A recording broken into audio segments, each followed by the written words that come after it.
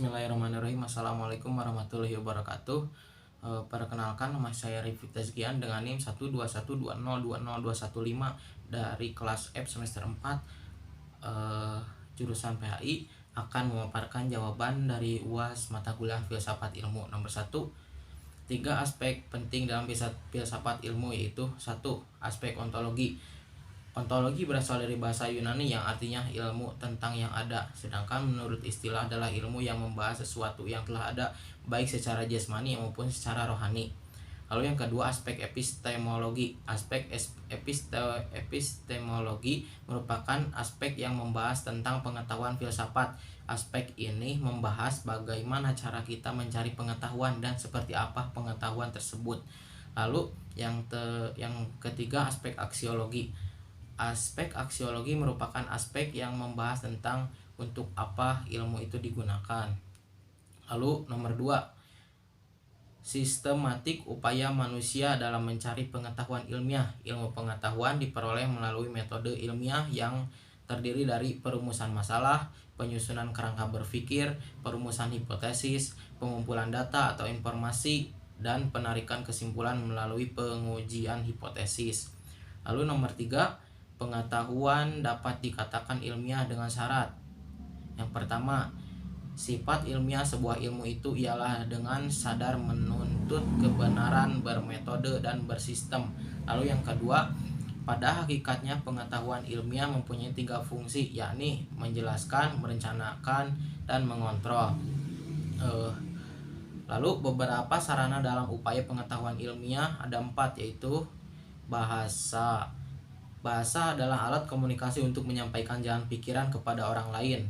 Kedua, logika adalah sarana berpikir ilmiah yang mengarahkan manusia untuk berpikir dengan benar sesuai dengan kaidah-kaidah berpikir yang sistematis dan dapat dipertanggungjawabkan. Ketiga, matematika. Matematika yaitu alat cara berpikir sebagai proses untuk pengambilan kesimpulan yang didasarkan pada perhitungan yang kebenarannya telah ditemukan. Lalu yang terakhir,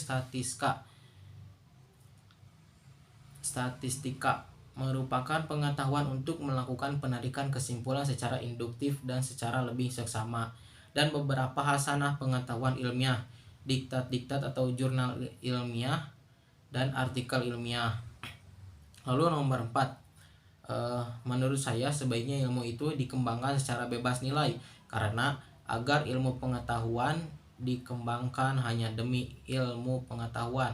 Oleh karena itu, ilmu pengetahuan tidak boleh dikembangkan dengan didasarkan pada pertimbangan lain di luar ilmu pengetahuan.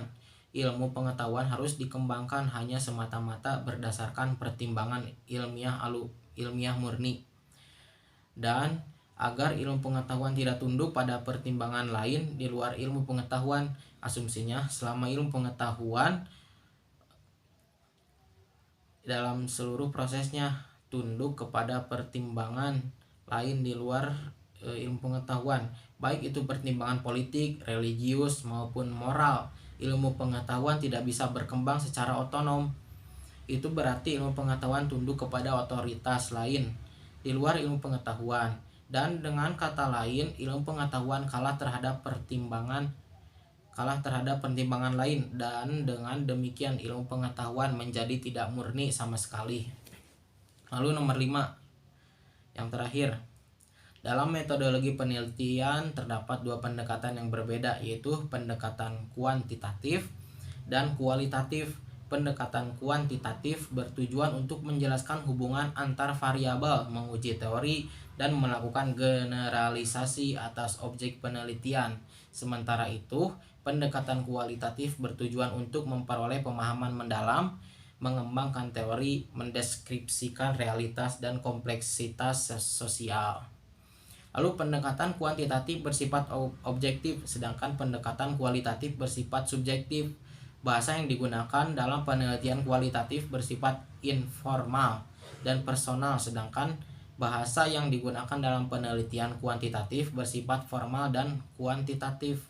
Penelitian kualitatif bersifat umum, fleksibel, dan dinamis, sedangkan penelitian kuantitatif memiliki sifat yang khusus, terperinci, dan statis. Penelitian kualitatif dilakukan berdasarkan natural inquiry atau paradigma fenomenologi dengan hasil akhir yang berupa penjelasan atau deskripsi, sedangkan penelitian kuantitatif dilakukan berdasarkan paradigma positivisme dengan hasil akhir berupa generalisasi. Dalam pengembangan ilmu pengetahuan, kedua pendekatan ini memiliki kontribusi yang berbeda. Pendekatan kuantitatif dapat memberikan data yang lebih akurat dan dapat diukur secara statistik sehingga dapat digunakan untuk membuat keputusan yang lebih baik. Sementara itu, pendekatan kualitatif dapat memberikan pemahaman mendalam tentang fenomena sosial yang kompleks dan dapat membantu dalam pengembangan teori baru. Sekian dari saya.